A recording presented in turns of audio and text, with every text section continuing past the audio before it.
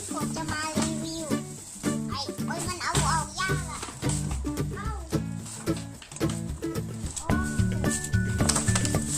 รถไถนะครับเป็นรถไถ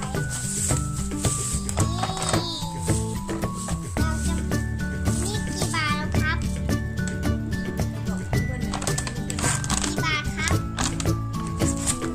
เป็นตลาดมาเลยใช่99 บาทใช่ก็บาท เอากระปุกออมสินมาหักเลย นะครับเดี๋ยวเก็บก่อนโอ้ยมันหนัก ออมสินมีตังค์อยู่กี่บาท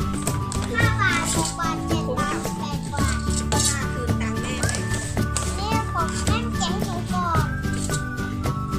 อยากให้เอามาปลูกหนูเก็บคนเดียวไหมเก็บค่ะแล้วเราเก็บ เดี๋ยว แกะ แม่ ให้ห จะ น่อ หั ย กตังค์ แกะ จากก ให้ ระ ห ปุ น่ ก อย นี้เพราะว่าเก็บตังค์ซื้อ นี่ตรงนี้ก็จะเป็นรูปภาพข้างหลังนี่ครับตรงนี้ก็จะเป็นรถไถ เดี๋ยวเชล ตรงนี้ก็จะเป็นม้าครับ นี่เป็นม้า นี่เป็นบ้านนะครับ house tractor นี่ครับ tractor คู่สีอันนี้ม้าครับนี่อันนี้จะเป็นโตวของเล่นนะครับตรงนี้ตรงจุดตรงแล้วนี่จะมีคนนี้นี่ตรงนั้นก็จะเป็นมีวัวนะครับวัวคนอื่นที่เขาเลี้ยงมาแล้วมาแจกกันเถอะเก่งยาวเว้ย เอากรรไกรมาสิเดินไปหยิบกรรไกรมาให้แม่เดินไปทางนู้น ครับโอ้ย นั่นแหละ ไป ค่ะ นี่กันตอนนี้มันตัดเองมันเก่งกว่านี้มันเล็ก มันทำได้อยู่เลยนี่ต้องตัดตรงไหนดีนะมันเป็นนี่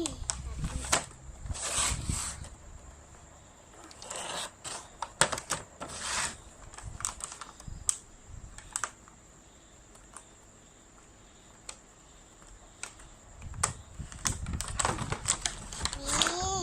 รถไถเลยครับมันสามารถหมุนได้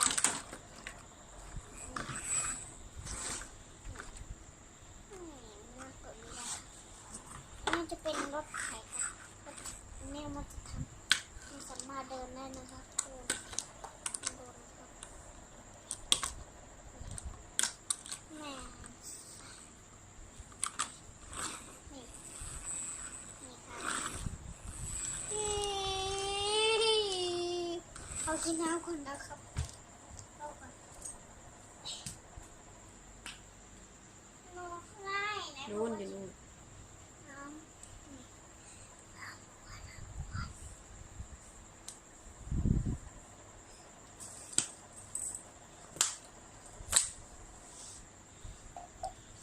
นี่นี่จะเป็นรถตรงนี้ก็จะมี ตรงนี้ก็จะเป็นรถแท็กเตอร์นะครับ มันขายได้ด้วยนะ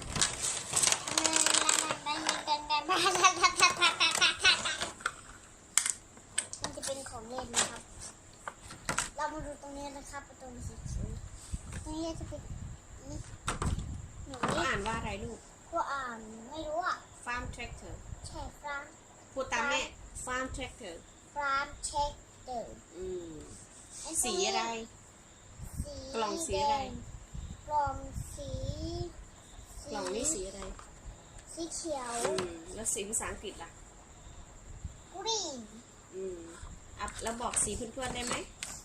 บอกสีเพื่อนๆได้ไหมว่าในนี้มีสีอะไรบ้าง บลูแรด เรดตัวไหน เอ้ยกระแทกตกไอ้ตัวนี้จะเป็นฟาร์มเมอร์ ตรงนี้เป็น farmer ใช่ไหม ใช่ farmer คืออะไร คืออะไรไม่รู้ ชาวนา ใช่ชนะฟาร์มเมอร์ อืม ตรงนี้ติดได้ไหมคะ for farmer ใช่อันนี้จะเป็นรถไถไม่ใช่ tractor for farmer ใช่แทรกเตอร์นี่อันนี้จะเป็นฟาร์มเมอร์นะครับ